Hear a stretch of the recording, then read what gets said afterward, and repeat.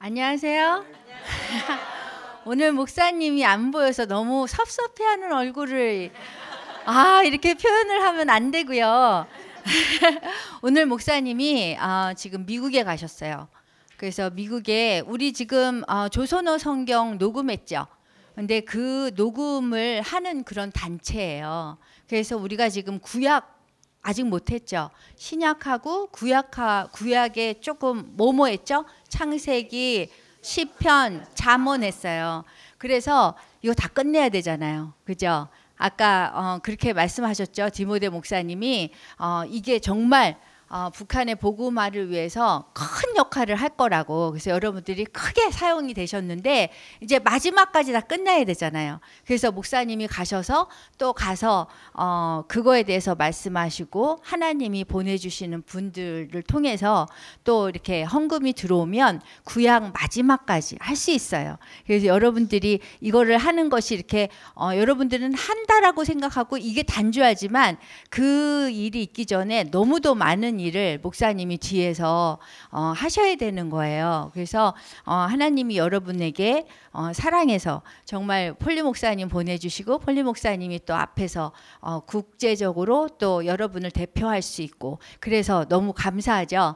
그래서 제가 오늘 맡았습니다. 제가 오늘 하는 강의예요. 이거는 설교가 아니라 어떤 거냐면 저희 순교자의 소리가 항상 핍박받는 기독교인들을 위해서 일하잖아요. 사역을 하는데 그 사람들에게 어떻게 하면 이 핍박을 받으면 굉장히 스트레스와 트라우마가 생기거든요. 그래서 이것을 어떻게 극복을 할 수 있을까를 제가 강의를 해왔어요. 그래서 이거를 여러분에게 오늘 함께 나누려고 합니다. 그래서 제목은 스트레스와 트라우마 다루기입니다. 그래서 여기 성경 구절이 있는데요. 여러분들 여기 조선어 성경으로 제가 여기에 이렇게 했는데 보이세요? 성경 말씀 그럼 우리 다 같이 한번 읽어볼까요? 어떤 사람들처럼 같이 모이는 일을 폐지하지 말고 서로 격려해서 자주 모입시다. 더구나 그날이 가까워 오는 것을 아는 이상 더욱 열심히 모이도록 합시다.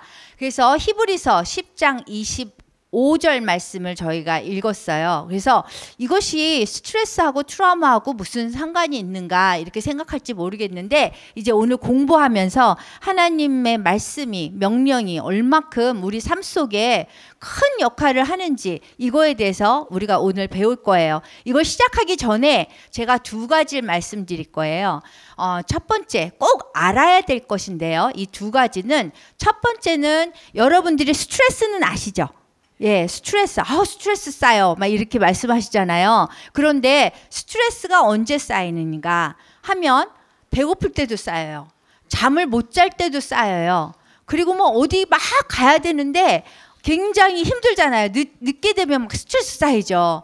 막 이런 일들이 많아요. 그런데 이제 트라우마는 나중에 제가 어떻게 트라우마가 뭔지는 제가 설명할 텐데 트라우마와 이 스트레스라는 거는 똑같이 생각하시면 돼요. 그냥 정도가 더 약한가 아닌가의 그런 차이라고 생각하시면 돼요. 그래서 트라우마는 그냥 상담학에서 우리가 사용하는 그런 언어예요. 그렇지만 나중에 우리가 살펴보도록 하고 이거 하지 말고요. 그 처음으로 들어가 주세요. 예, 그래서 두 가지를 이해하고 저희가 시작할 거예요. 뭐냐면 첫 번째는 여러분들이 꼭 알아야 되는 것이 이 뇌가요. 스트레스, 그냥 작은 스트레스 아니면은 뭐 큰 트라우마 막 이런 것들을 함께 집어넣는 거지. 이건 스트레스니까 뇌의 요쪽에 집어넣고 이건 트라우마니까 요쪽에 집어넣고. 그래서 예를 들어서 아기가 울어요. 그러면 아기 우는 거는 뇌 중에서 요 부분으로 집어넣고 이렇게 해야 되겠다. 이게 아니라는 거예요. 이 뇌는요, 이 트라우마, 스트레스, 뭐 이런 마음의 상처 이런 것들 다 똑같은 부분에 딱 집어넣어요. 그래서 우리가 그거를 알아야 되기 때문에 여러분들이 이렇게 여기 북한 분들은 특히 여기 남한에 왔을 적에 탈북해서 왔을 적에 상담한 사람들이 아마 인터뷰한 적이 있을 거예요. 그래서 뭐 트라우마 뭐 이거를 뭐 조사를 한다, 치료를 한다 이런 적이 있는데 그런 분들이 있는데 그거는 그 부분만 해결을 하는 거예요. 그런데 문제는 뇌가 매일매일 평상시에 우리가 매일매일 살면서 쌓이는 그런 스트레스도 다 같이 해결을 해야 된다는 거예요. 그래서 극심한 고통을 느꼈던 그런 트라우마도 우리가 해결을 해야 되지만 우리가 그 스트레스 그냥 매일매일 일어나는 스트레스도 다 함께 해결을 해야 되는 거예요. 그래서 그거를 어떻게 해결을 하는지에 대해서 제가 치료법을 여러분들에게 말씀드릴 거예요. 그리고 여기 특히 그 북한 분들은 가족들이 또 이렇게 오다가 탈출하다가 그 여정에서 굉장히 잠도 못 주무시죠. 여기 도착할 때까지. 그게 굉장한 스트레스거든요. 그걸 트라우마라고 저희가 극심하기 때문에 트라우마라고 할 수도 있어요. 그래서 그런 부분을 우리가 어떻게 해결해야 되는 건지 그거에 대해서 제가 말씀드릴 거고요. 그 다음에 또 한 가지는 제가 꼭 여러분들이 알아야 될 것이 스트레스나 트라우마는요. 이 개인 한 명이 겪는 것이 아니에요. 여러분들이 갑자기 태어날 때 짠! 하고 태어난 게 아니죠. 그냥 여러분들이 가족이 있잖아요. 여러분들이 부모님도 있고 아이들도 있고 뭐 이렇게 같이 사시는 분들도 있고 그다음에 여기에서는 또 오면은 혼자 공부하는 거 아니고 다른 학생들도 같이 공부해요. 그래서 학교를 가나 교회를 가나 집을 가나 하나님이 묶어놓은 우리 공동체가 있어요. 그래서 한 명이 개인적으로 스트레스를 받았어요. 그러면 그 사람만 스트레스를 받고 끝나는 것이 아니라 스트레스가 전염이 되는 거예요. 그래서 예를 들어서 여기 황 목사님하고 저기 윤 전도사님이 여기 학교 담당이시잖아요. 그죠? 그런데 황 목사님이 잠을 못 주무시고 왔어요. 그 초아하고 채아가 이게 아파가지고 이제 잠을 못 잤어요. 그러고선 나오면 이거 잠을 못 잤어. 피곤해. 이러면 스트레스죠. 그런데 그 스트레스가 여러분에게 전염이 되느냐 안 되느냐를 얘기를 할 때 전염이 된다는 거예요. 그러면은 황 목사님이 스트레스가 올라가면 여러분들도 스트레스가 올라갑니다. 그리고 윤 전도사님이 스트레스가 올라가면 여러분도 스트레스가 올라가요. 그래서 그게 또 반대로 또 작용해요. 여러분들이 이렇게 집에서 스트레스가 쌓여서 여기 학교에 오시잖아요. 그러면은 여기 황 목사님이나 윤 전도사님도 스트레스가 올라가요. 그거를 뭐라고 하냐면 코티졸이라고 그래요. 코티졸 레벨. 코티졸이라는 거는 뭐냐면은 스트레스 호르몬이에요.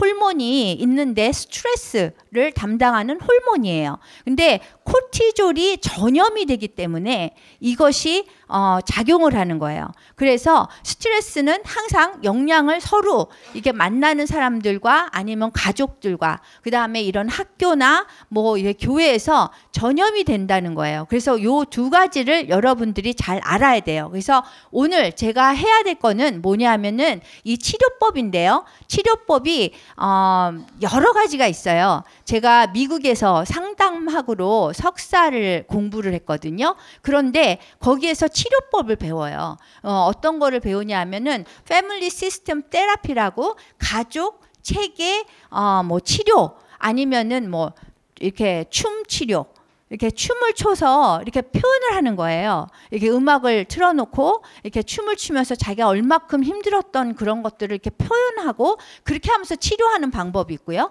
그 다음에 또 모래놀이 치료라는 것도 있어요. 그래서 모래를 가지고 자기가 표현하고 싶은 거를 막 표현하라고 이렇게 자유를 주는 거예요. 그러면은 모래를 가지고 막 놀이를 하면서 거기에는 뭐 사람을 나타내는 그런 인형 같은 거, 그다음에 평상시에 여기서 볼 수 있는 그런 것들을 가지고 이 놀이를 하는데 그것이 이 사람의 그 속마음 보이지 않는 우리가 겉으로 볼 때는 다 정상으로 보이잖아요. 그냥 문제 없을 거 보이잖아요. 그런데 그런 모래놀이를 통해서 그런 것들이 보여요.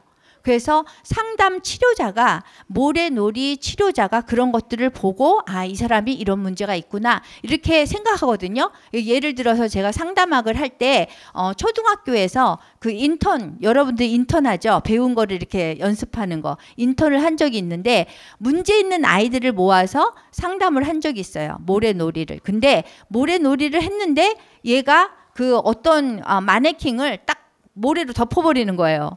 무섭죠. 그래서 제가 깜짝 놀라서 이거 왜 그러냐 그러니까 얘가 죽었으면 좋겠대요.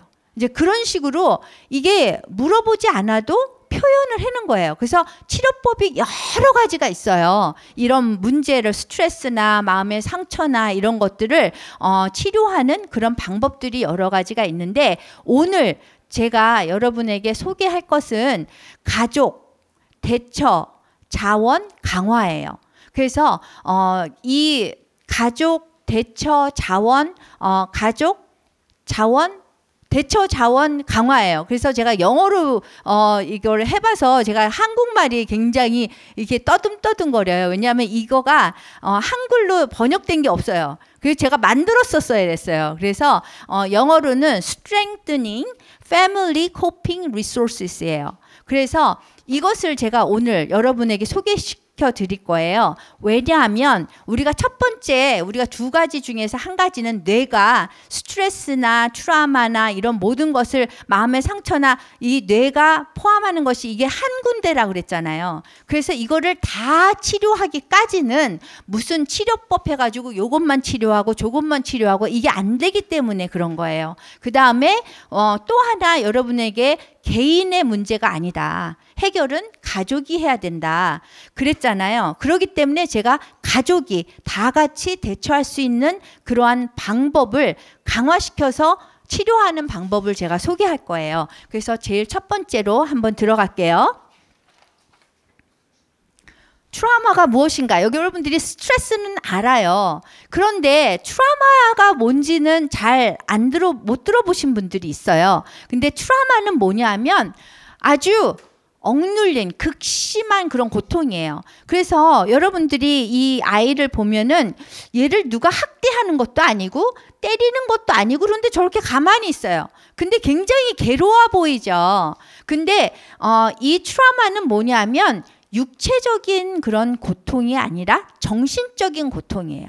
그래서 누가 때리지도 않았는데 저렇게 너무 힘들게 앉아 있는 거예요. 그래서 극심해요. 억눌린 그런 고통이에요. 그런 것들을 트라우마라고 해요. 그 다음에 두 번째는 우리 모든 사람, 돌리지 말아주세요. 예, 두 번째는 뭐냐 하면은 우리 모든 사람들은 하나님이 이렇게 창조를 하실 때 자체 내로 방어를 할 수 있도록 나 자신이 행복하게 만들게 하기 위한 그런 방법을 우리가 강구하도록 만드셨어요. 창조하실 때. 그래서 예를 들어서 누가 저한테 와서 이렇게 때리려고 그러면 탁 손이 올라가죠. 예, 그게 방어 기제예요. 그 다음에 배가 고프죠. 그러면은 배가 고프면 빨리 가서 먹을 걸 막 찾잖아요. 그거가 방어 기제예요. 그 다음에 누가 소리를 막 질렀어요. 그러면은 나 나름대로 저것이 생각하기 싫으니까 뭐 쇼핑을 간다거나 아니면 노래를 부른다든가 나 나름대로 이렇게 스트레스를 해결하는 방법을 갖고 있어요.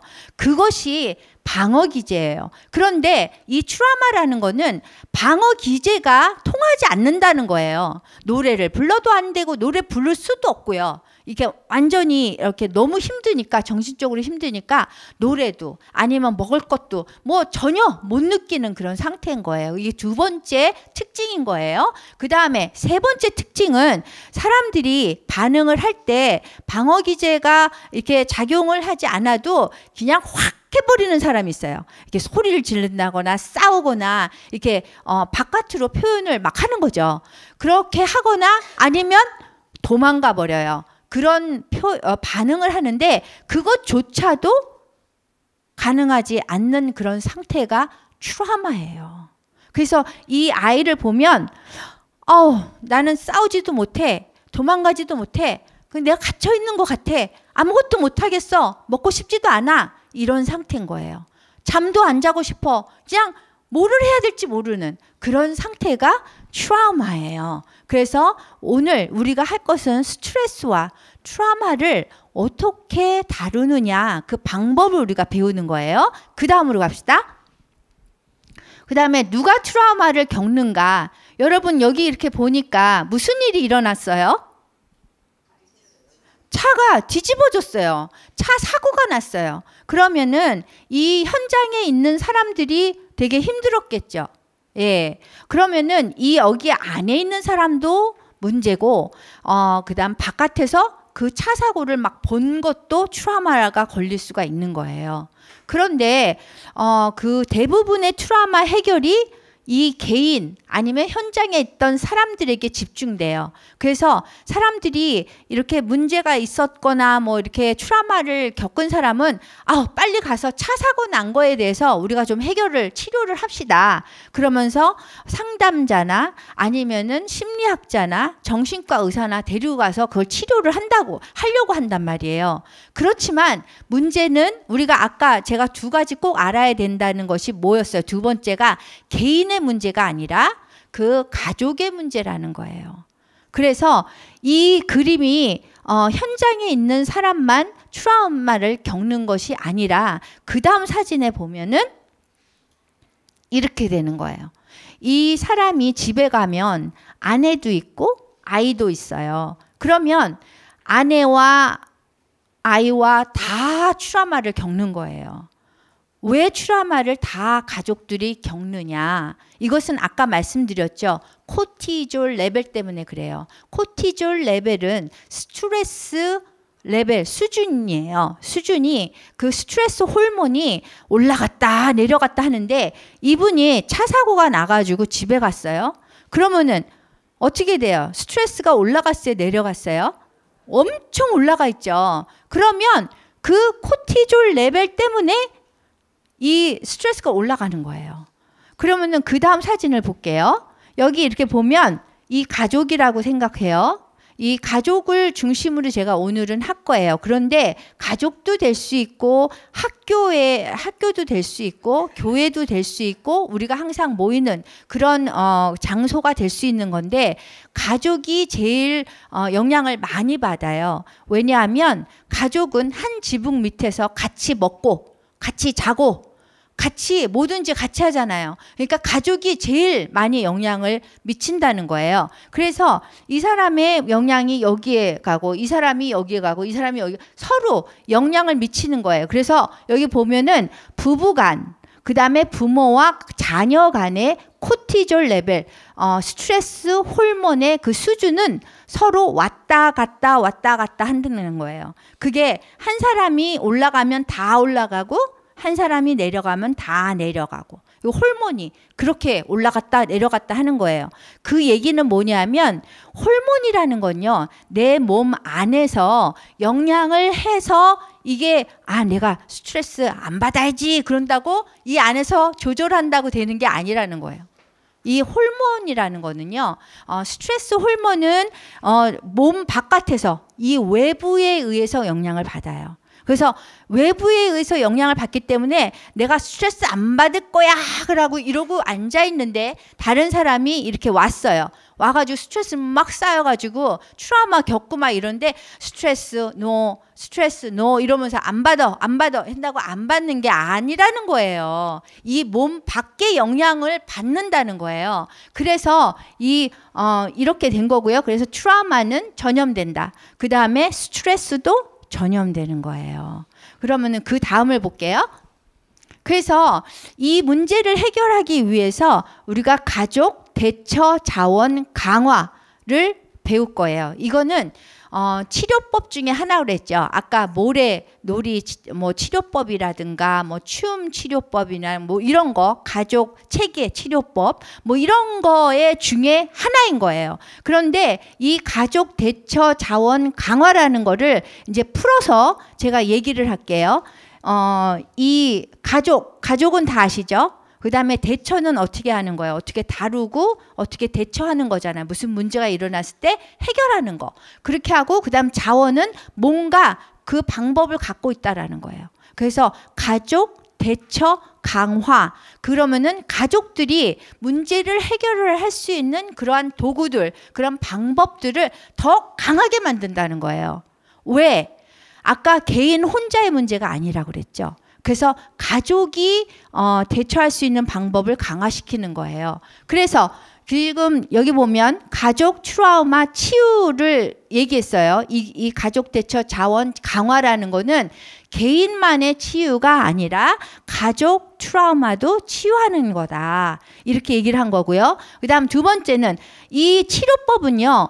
정신과 의사, 심리학자, 그 다음에 사회복지상담원, 인류학자가 다 함께 만든 거예요. 이 치료법이에요. 어떤 거는 뭐 정신과 의사가 이거 좋아. 뭐 심리학 의사는 그거 아니야. 저거 좋아. 딴 게 더 좋아. 뭐 이렇게 얘기를 하거든요. 그런데 이 치료법은 전체 전문가들이 각 분야에서 다 모여서 자신이 아는 거를 다 끄집어내서 그것을 잘 한 것이 이 치료법이에요. 그렇기 때문에 굉장히 분야가 넓고 그 다음에 이게 지금 굉장히 성장하고 있어요. 그리고 전문가들이나 일반인들도 가능하다 그랬어요.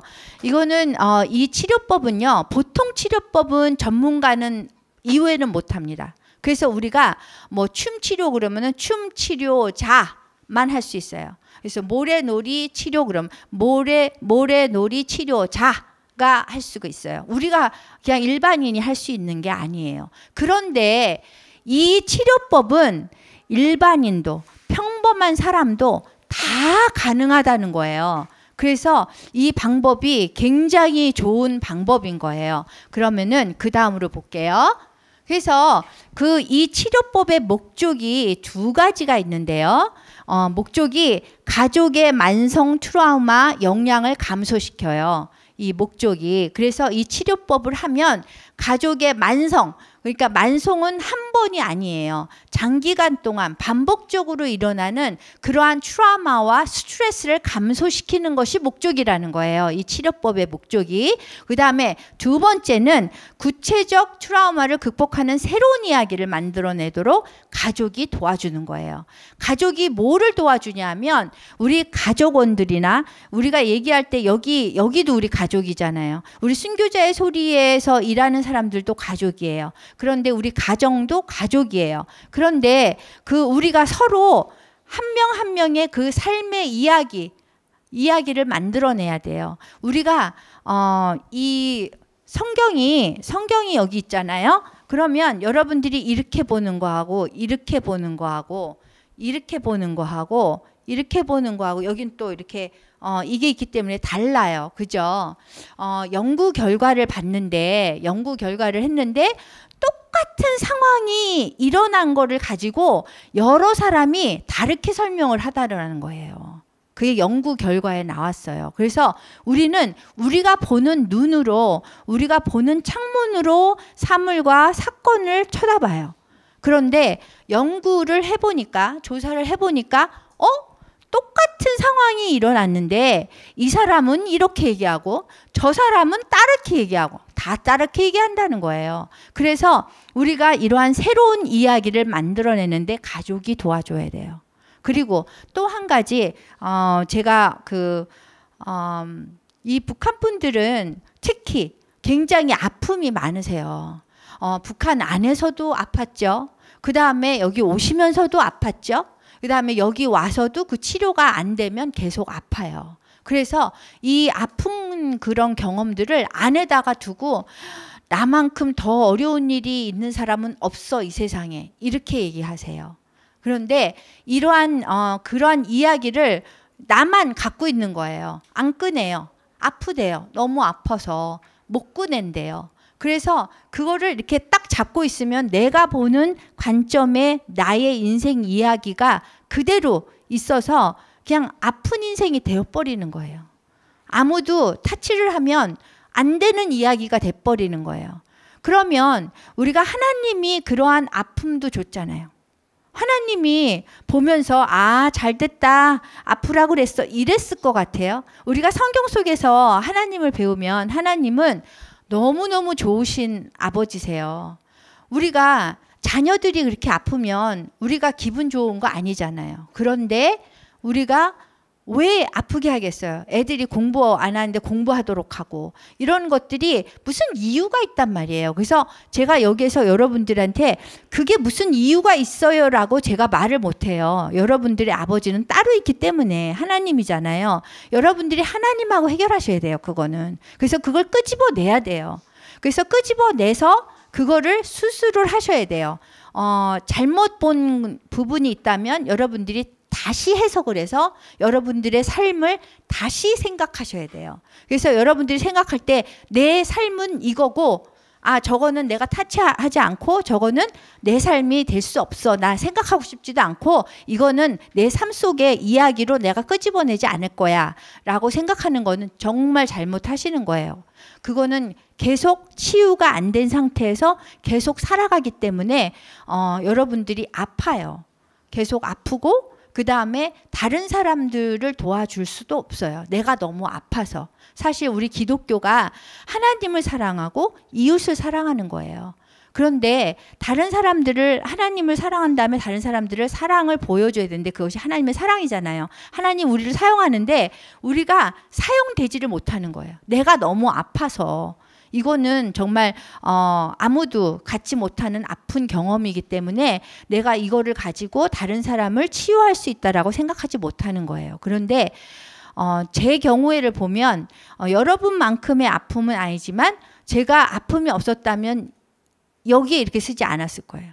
그냥 아픈 사람 봐도 안 아플 것 같아요. 너무 교만해가지고.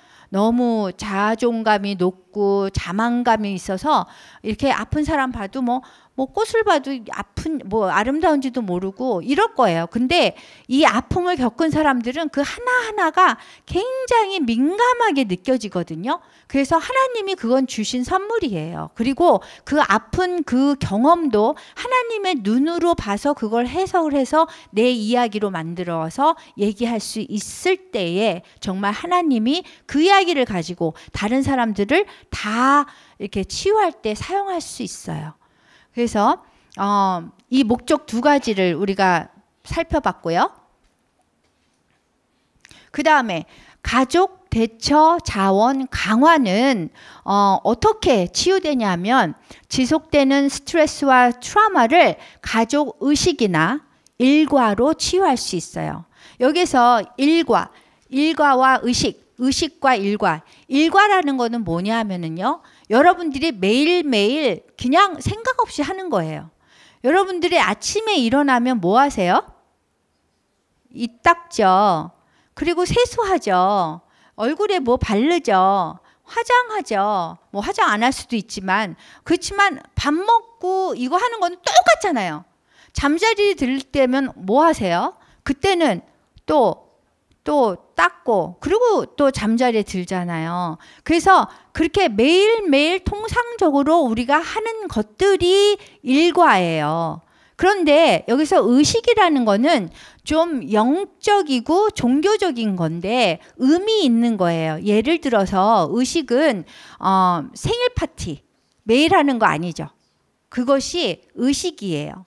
그래서 의미 있게 하잖아요. 그래서 예를 들어서 우리 순교자의 소리에서 간사님들이 지금 너무 많아져서 한 명 한 명 생일 파티를 할 수가 없어요. 그래서 여러분들이 여기 평일날에 오시면 생일 파티 하시는 거 보시죠. 그게 한 달에 한 번 있는 날인 거예요. 그래서 그 달에 생일 있는 사람들을 다 모아서 그 한 달에 한 번 의식을 하는 거예요. 생일 파티를 하는 거예요. 생일 파티 할 때는 어떻게 해요?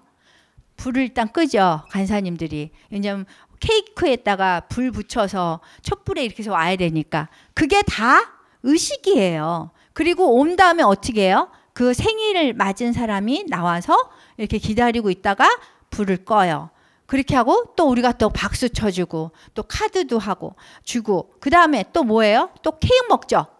예, 그것이 의식이에요. 그래서 이거를 따로 이렇게 얘기할 필요 없어요. 그냥 의식과 일과가 같다라고 그냥 생각하면 돼요. 항상 우리가 반복하는 거란 말이에요. 근데 의식은 좀 에브리데이 매일 하는 것이 아니고 그냥 이런 이벤트형이죠. 그러니까 행사 그런 것들이죠. 종교적인 의식도 있고요. 그리고 여러분들이 의식 그러면 교회에 와서 예배 드리는 것도 의식이에요. 그리고 우리가 모이는 것도 의식이라고 할 수 있어요. 종교적이고 영적인 것들을 의식이라고 부르는데 그냥 다 같이 생각해도 괜찮습니다. 그 다음에 두 번째는요. 이 가족 대처 자원 강화 치료를 하면 어떤 부분이 좋냐면 가족 안에서 느끼는 안전감과 안정감이 증가돼요. 여러분들이 이렇게 예전에는 신방이 없었어요. 우리 유유 선교학교에서.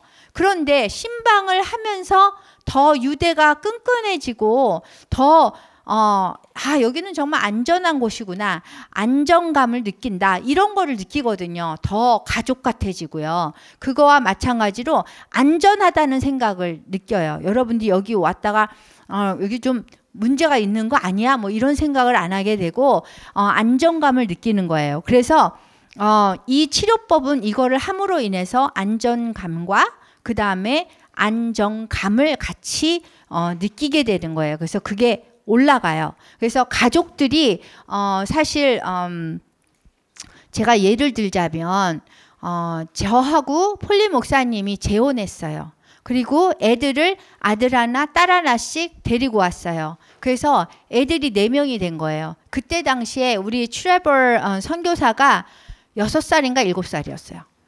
예. 그렇게 하고 그 다음에는 9살, 그 다음 10살, 9살 2명이고요. 우리 마가렛 선교사가 9살이었고 또 제가 낳은 딸이 9살이었어요.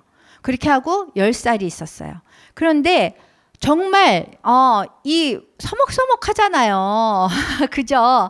그런데 제가 이 방법으로 저희 집안이 다시 태어날 수 있었어요. 정말 그 매일매일 성경 말씀 읽고 예배 드리고 이렇게 하면서 트레버 선교사가 저를 좋아하게 됐어요. 트레버 선교사하고 그 다음에 마가렛 선교사는요. 저를 안 좋아했어요. 엄청 안 좋아했어요. 그래서 이렇게 안 좋아 이렇게 하는 게 아니라 반항식으로 하는 게 아니라 뭐든지 흥 이래요. 그래서 우리 트레버 선교사는 뭐를 얘기해도 웽 이러고 앉아 있어요. 그냥 마음에 안 들으면 웽. 그리고 마가렛은 또 내가 옷 사줘도 울어요. 머리 빗겨줘도 울어요. 그냥 다 싫은 거예요. 그런데 우리가 이러한 것을 몰랐거든요. 그때. 근데 이 의식 하나님 앞에서 가정 예배를 하고 하면서 가족이 다시 이루어진 거예요. 그래서 제가 이거를 자신 있게 여러분에게 말씀드릴 수 있는 거예요. 세 번째는 감정이나 행동이나 스트레스에 대한 반응이 조절이 된다는 거예요. 이 치료를 함으로써. 여러분들이 감정이 조절이 안 되면 갑자기 팍 나오잖아요. 이게 쌓였다 탁 터지죠. 그런데 그런 것들이나 행동도 내가 의미하지 않은 것들이 탁 나올 때도 있어요. 그리고 그 다음에 스트레스가 이렇게 반응이 갑자기 나올 때가 있어요. 그런데 그런 것들이 잘 조절이 된다는 거예요. 이 치료법을 함으로써. 그럼 그 다음을 볼게요. 그래서 우리가 아까 얘기할 때 제가 2가지 알아야 되는 부분 중에서 첫 번째 꼭 알아야 되는 것은 뇌에서 스트레스와 트라우마와 상처받은 그런 마음이라든가 이런 것들이 다 여기 같은 곳에 들어간다는 거예요. 따로 연결이 되지 않는데 이렇게 이게 지금 싱크대에 물이 들어가 있잖아요. 그래서 이 물이 계속 나와요. 왜냐하면 매일매일 매 순간마다 우리가 스트레스 받잖아요. 그래서 그게 지금 이 뇌 속으로 계속 들어가고 있는 거예요. 여기 스트레스 하루라도 안 받는 사람 있어요? 없잖아요. 그래서 이 물이 계속 나오는데 이 뇌라는 곳에서는 이 스트레스를 계속 받고 있는 거예요. 그러면은 이거 물이 넘치잖아요. 그럼 어떻게 해야 돼요? 퍼내야 되잖아요. 그런데 이 뇌에서 어떻게 스트레스와 트라우마를 잘 이렇게 해결을 하는지 그거를 먼저 알아야 돼요. 어떻게 집어넣고 있는지 그 층을 알아야지 우리가 이해를 할 수가 있어요. 뇌가 어떻게 받아들이는지.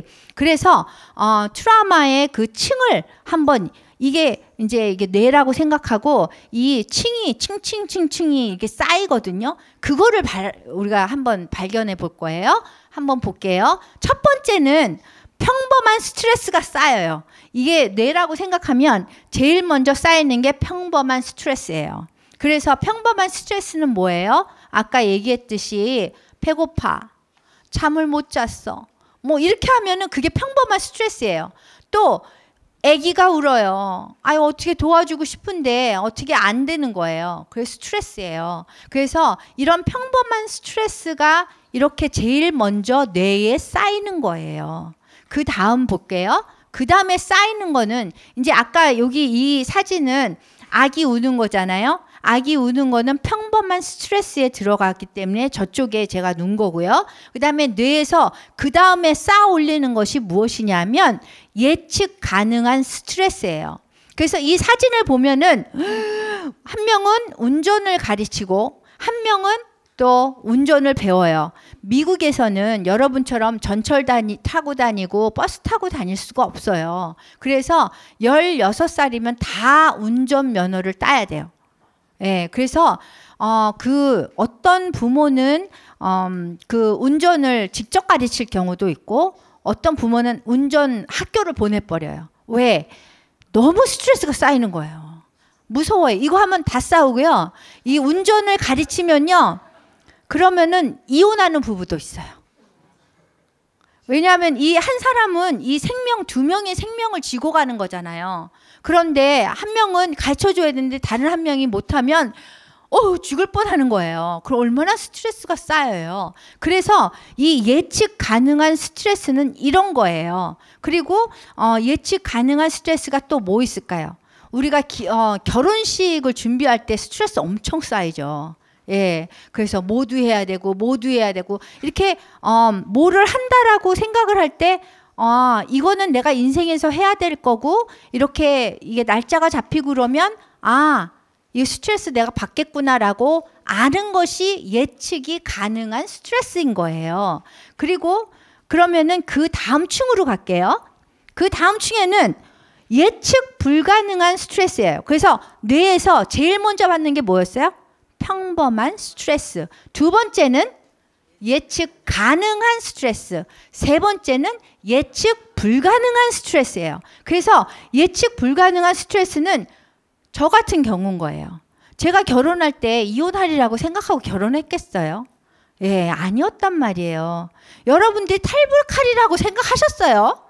아니란 말이에요. 그래서 그런 것들이 예측 불가능한 스트레스인 거예요. 그래서 여기 보면은 이혼한 경우 그때는 예측 불가능한 스트레스가 오는 거고요. 그 다음에 애들을 내가 갖고 있느냐, 남편이 갖고 있느냐, 아내가 갖고 있느냐, 그러면서 또 애들을 보내야 되는 경우가 생겨요. 그러면 그것도 스트레스예요. 상상을 안 했거든요. 아기를 낳을 때는 내가 얘를 평생 데리고 있을 줄 안단 말이에요. 그런데 이런 예측을 하지 못한 일이 일어났을 때는 내가 뭔가를 해야 되는데 상상치 못한 일들을 해야 되는 거예요. 그러면 그것이 예측 불가능한 거예요. 그 다음에 또 뭐가 있냐면 우리 가족원들 중에서 누가 돌아가셨어요. 아니면 애가 죽거나 이렇게 하면은 예측 불가능한 스트레스가 이 뇌에 쌓이는 거예요. 그러면 얼마나 이게 담당하기 어려운 거겠어요. 그리고 여러분들이 탈출을 하면서 다 성공을 할 줄 알고 오잖아요. 성공했으면 좋겠다고 생각하는데 성공하지 못하는 경우가 있어요. 그 예측 못한 거예요. 다 잘 된다고 브로커들은 잘 될 거라고 뭐 얼마만 내면 끝난다 이렇지만 그러지 않는 경우도 있고 또한 탈북을 하면서 또 돈을 달라는 그런 사람들이 있잖아요. 브로커들이. 그거 예측 못했잖아요. 처음에 얘기할 때는 요것만 주면 내가 탈출을 돕겠다 이렇게 하는데 또 마음이 나쁜 사람들을 만나면 그렇지 않단 말이에요. 그러니까 예측 불가능한 그때는 스트레스가 팍 오는 거예요. 뭐 이렇게 어떻게 하지? 이렇게 하면서. 그래서 이 예측 불가능한 스트레스가 그 다음에 쌓이는 거예요. 그 다음 볼게요. 그 다음에는 사회적 상황인 거예요. 여기 사진을 보세요. 여기 보면은 이게 교회예요. 그런데 교회가 저기 건물이 있는데 여기 앞에 경찰들이 꽉 쌓여 있어요. 그래서 보니까 사회 상황이 너무 안 좋은 거예요. 여러분들이 경찰이 쫙 너무너무 많은 데 가면 여러분이 마음이 편안해요? 딱 긴장되잖아요. 그러니까 이 사회적 상황이 이러한 것도 스트레스가 되는 거고, 뇌에서 스트레스를 받아들여서 차곡차곡 쌓이는 거예요. 그래서 이러한 상황은 주로 어떤 데에서 이러한 상황이냐면, 여러분들이 북한도 그랬죠. 여러분들이 만약 기독교인이라면 항상 사회적 상황 속에서 스트레스를 받았을 거라고요. 이거 걸리면 어떡하지? 기도하다가 걸리면 어떡하지? 라디오로 복음 방송을 듣는데 이거 걸리면 어떡하지? 뭐 이러면서 숨어 다니면서 기독교 활동을 해야 되고, 아니면 숨어서 집에서 가정 예배를 드리고 뭐 성경책을 보고 라디오를 듣고, 뭐 이게 사회적 상황이란 말이에요. 그래서 사회적 상황이라는 거는 또 중국에 지금 핍박이 굉장히 심해지거든요. 기독교인에 대해서. 그다음 베트남도 마찬가지예요. 굉장히 어려워지고 있어요. 북한처럼. 그래서 그러한 나라나 아니면 기독교인이 소수인 그런 나라, 그 다음에 무슬림, 이슬람교 나라, 이런 데는 기독교인들이 아주 어려워져요. 상황이 어려워지는 거예요. 그게 사회적 상황이 어려워서 스트레스를 받는 거예요. 그래서 그렇게 되면 또 중국 같은 경우에는 가정 이렇게 등록하지 않은 그런 가정교회, 거기는 또 등록을 해야 되니까 또 스트레스인 거예요. 등록 안 하고 있어야 되잖아요. 왜? 삼자교회는 등록이 다 돼 있으니까 그냥 편안하게 예배 드리고, 그런데 가정 예배는 등록을 하지 않은 그런 교회거든요. 그렇기 때문에 항상 불안한 거예요. 이거 뭐 어떻게 되는 거 아닌가? 우리 인정해 주지 않고 뭐 이렇게 되는 거고. 그래서 그런 경우에는 또 법적으로 또 이렇게 제재하는 것도 되게 많아요. 그런데 그걸 법적으로 할 수가 없잖아요. 그러니까는 막 힘든 거예요. 그러니까 내가 마시는 공기, 인생의 그 공기가 이렇게 스트레스가 쌓이는 거예요. 이런 데 있으면. 그래서 요게 지금 차곡차곡 쌓였는데, 그 다음으로 또 층을 볼게요. 그 다음 층에는 정말 트라우마 사건이에요. 교회가 불이 탄다거나 집이 불이 탄다거나 무슨 아주 큰 문제가 일어나는 거죠. 아니면은 예기치 못한 차 사고가 나서 무슨 이렇게 누가 어떻게 크게 다쳤다거나 뭐 이러면은 정말 트라우마가 생기는 거예요. 그래서 이러한 경우에 우리가 뇌에서 받아들이는 그거에 대해서 우리가 차곡차곡 어떻게 이 뇌에서 이게 물을 받아들이듯이 이렇게 하는데, 여기에서 우리가 치료를 제가 전체적으로 해야 된다고 그랬잖아요. 스트레스, 평상시에 우리가 느끼는 스트레스와 그 다음에 우리가 트라우마까지, 극심한 고통을 느끼는 것까지 다 포함을 하려면 우리가 개인적으로 하면 안 되고 가족적으로 해야 되고, 그 다음에 이거를 다 다루어야지 치료했다 하는 거지. 이거를 다 다루지 않으면 어떤 일이 생기냐면, 이렇게 쌓여가지고 요것만 끄집어내잖아요. 아니면 여기 이 예경 가능한 스트레스에서 받은 것만 끄집어내서 요것만 치료하든지, 아니면 트라우마 사건만 이것만 가서 이렇게 해결합시다 그러면서 문제를 치료를 하고, 이렇게 하면 뭐해요? 계속 평범한 스트레스 이런 것들이 계속 물이 흘러서 이 뇌 속에 계속 찬단 말이에요. 그래서 물을 이렇게 끄집어서 이렇게 내버려도 계속 차잖아요. 그거와 마찬가지라는 거예요. 이걸 하나를 이렇게 집어서 그냥 치료를 할 수가 없다라는 거예요. 그래서 이 부분을 여러분들이 잘 기억을 해주시고요.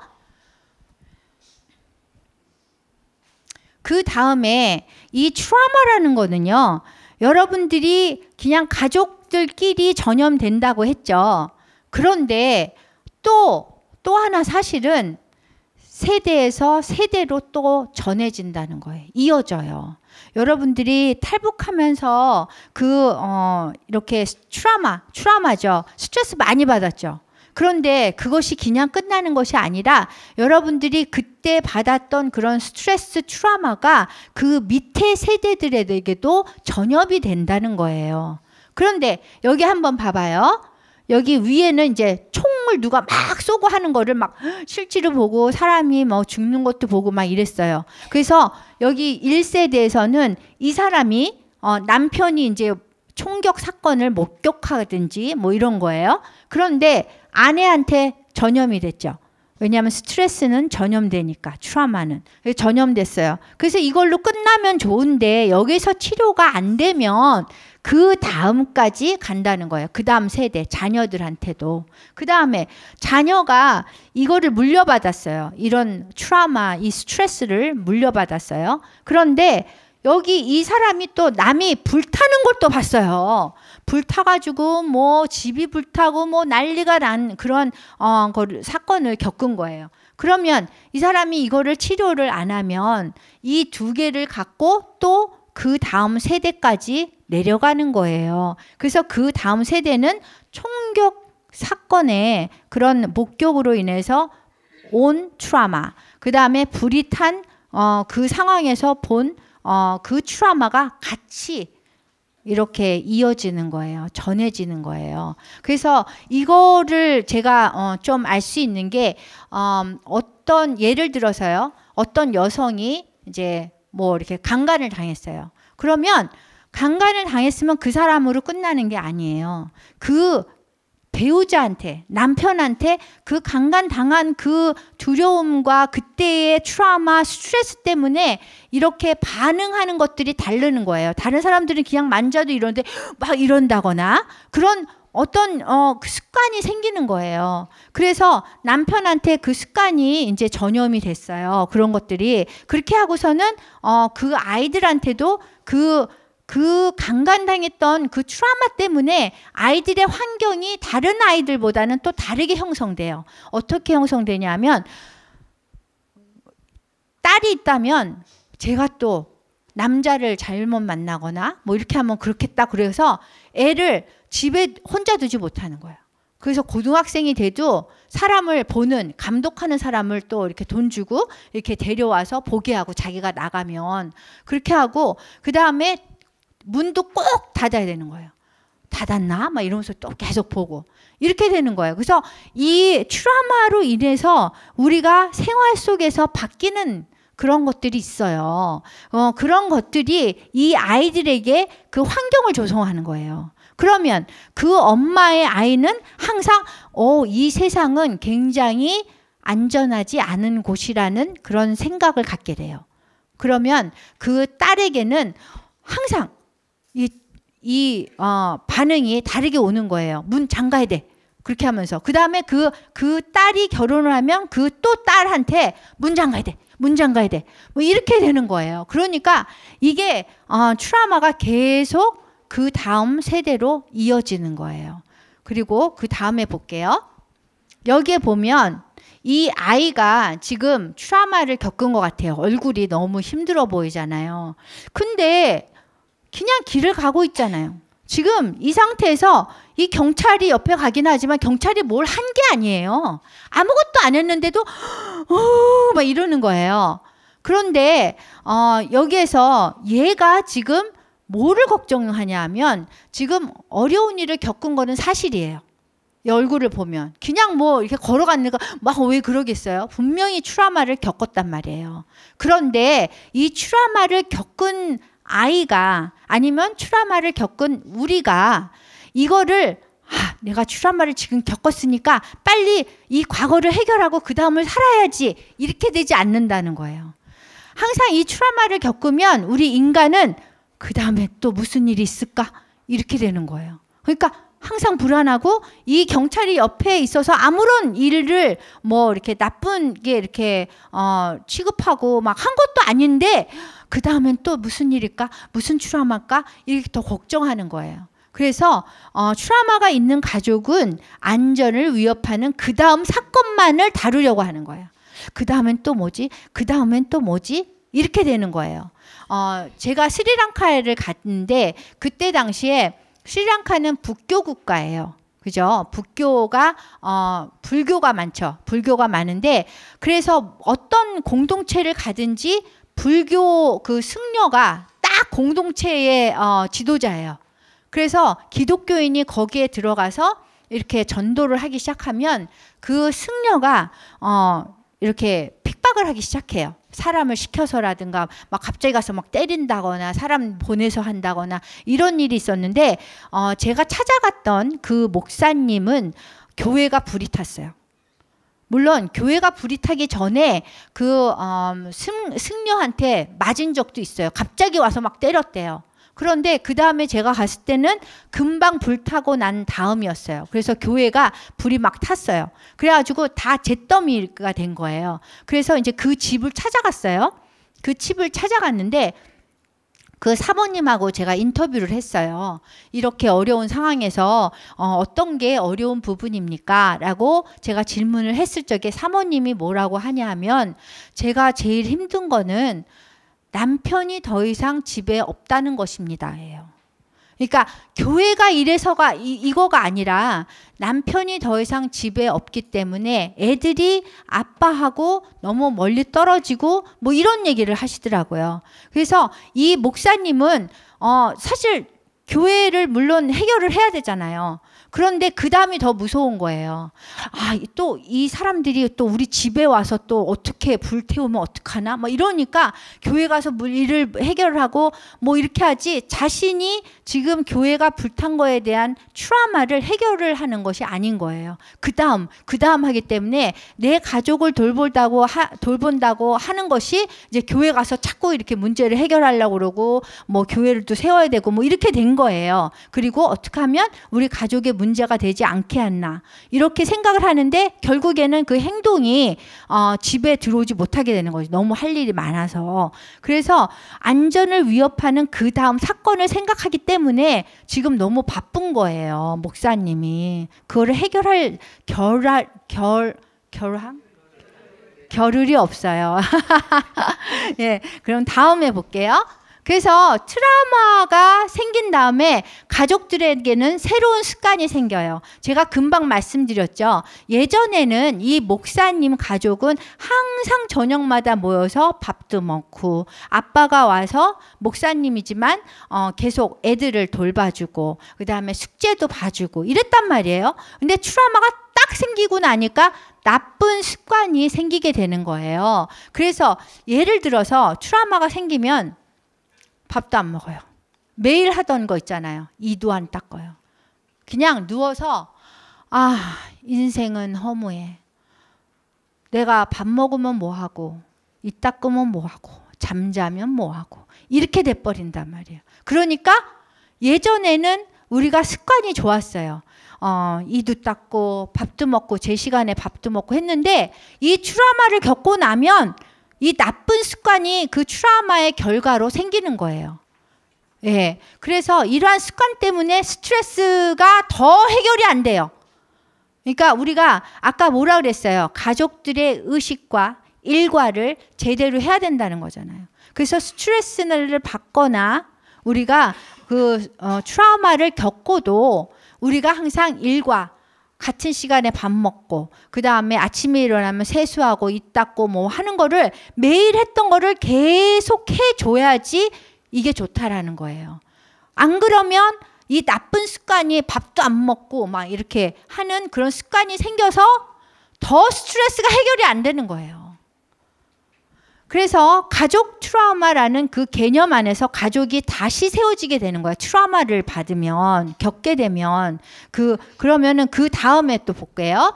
그래서 가족이 이렇게 돼요. 나쁜 습관이 생긴 거죠. 옛날에 처음에 애들을 낳고 했을 때부터 뭐 이렇게 됐겠어요? 그건 아닐 거잖아요. 이 여성과 이 남성, 엄마, 아빠는 사랑해서 분명히 만났을 것이고, 그렇게 하면 처음부터 결혼 첫날부터 딴짓 이렇게 뭐 딴 거에 핸드폰 보고 했겠어요? 서로 좋아서 이렇게 습관이에요. 그런데 보세요. 아빠는 컴퓨터 해요.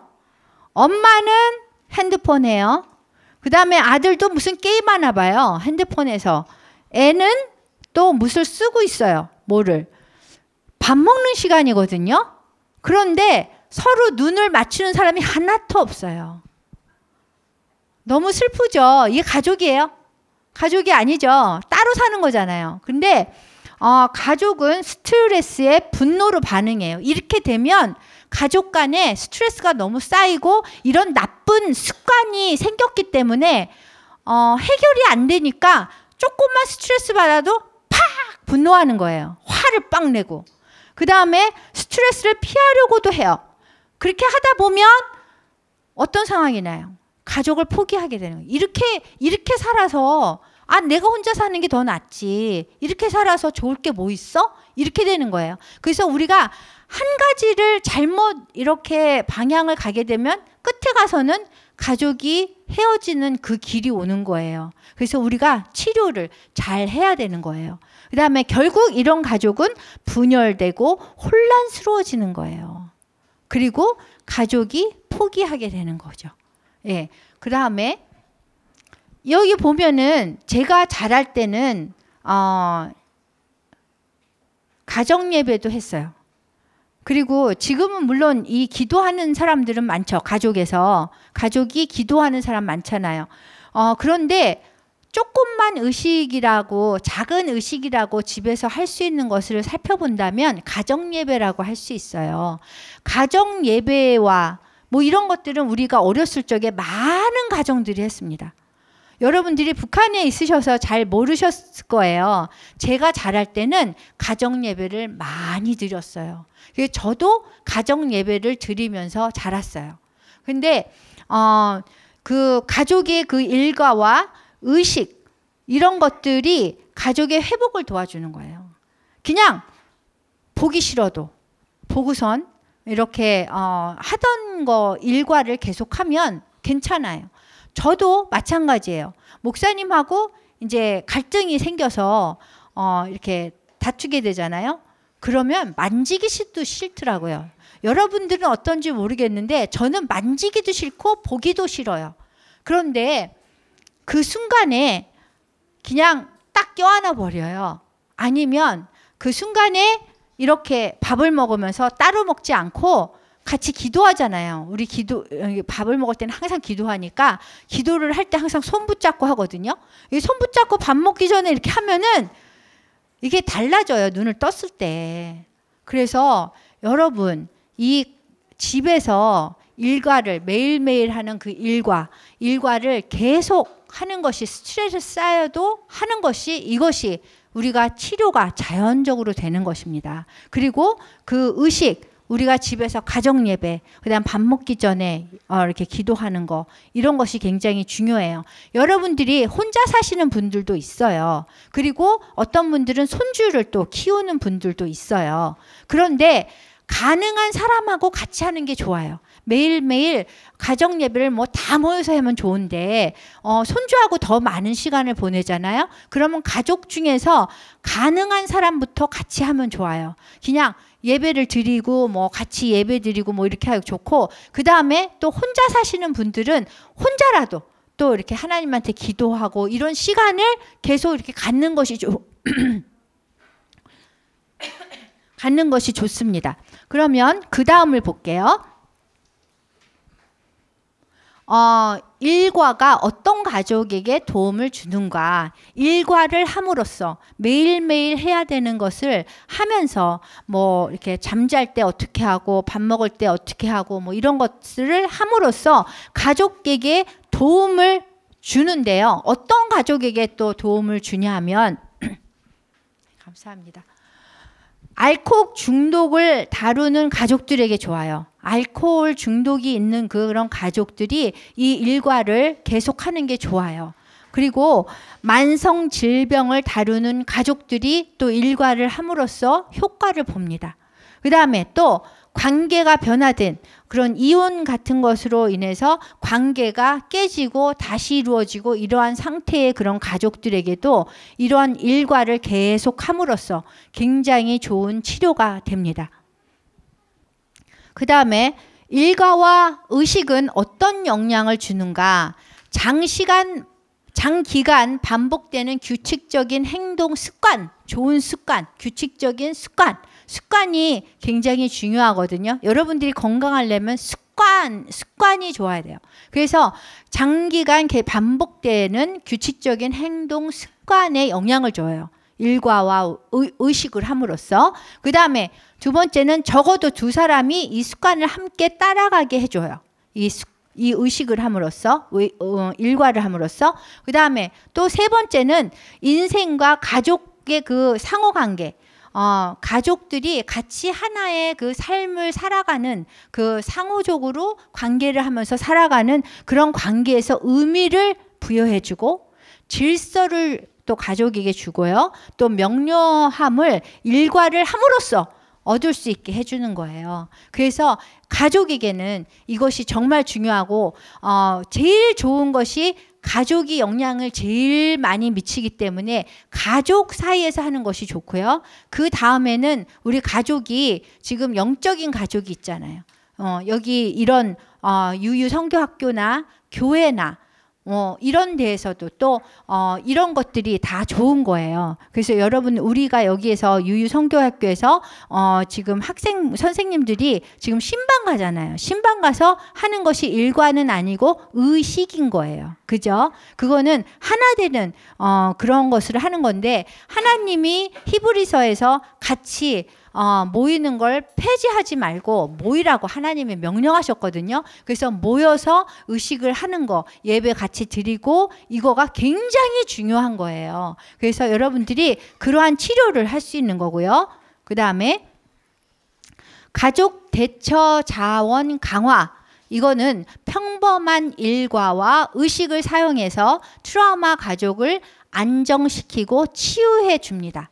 그래서 이렇게 제가 말씀드린 것처럼 집에서 하는 거기 때문에 여러분들이 전문가가 필요 없어요. 그리고 그냥 뭐 이렇게 치료법을 알려주는데 뭐 워크샵이나 뭐 이런 데는 아니면 책을 통해서 하는 것이 아니에요. 모든 가족이 함께 참여함으로써 이것은 이루어질 수 있는 거예요. 이러한 치료법은. 그래서 여러분들이 그냥 평범한 사람이라도 집에서 혼자 아니면 가족들하고 혼자 계시는 분들은 내가 혼자니까 이거는 나는 상관이 없어 이렇게 얘기하시면 안 돼요. 하나님이 여러분들에게 다 관련된 분들을 주위에 주셨어요. 다 가족이에요. 그분들과 함께 만나면 기도하고 뭐 이렇게 의식을 가지면 굉장히 좋은 거예요. 그래서 서로 또 힘들면 또 가서 예배 드려주고 뭐 이렇게 하고 그 다음에 여러분들이 또 주위에 북한 분들 많이 사시잖아요. 그러면 또 초청을 해서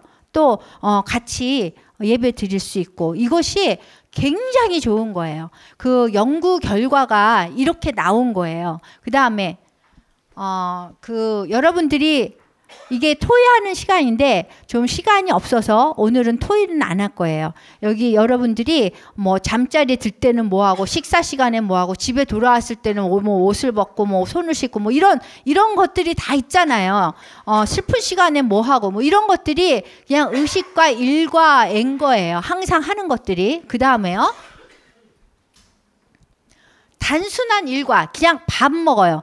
아까 밥 먹던 식구하고 이 식구하고 이렇게 보니까 어때요? 너무 틀리죠.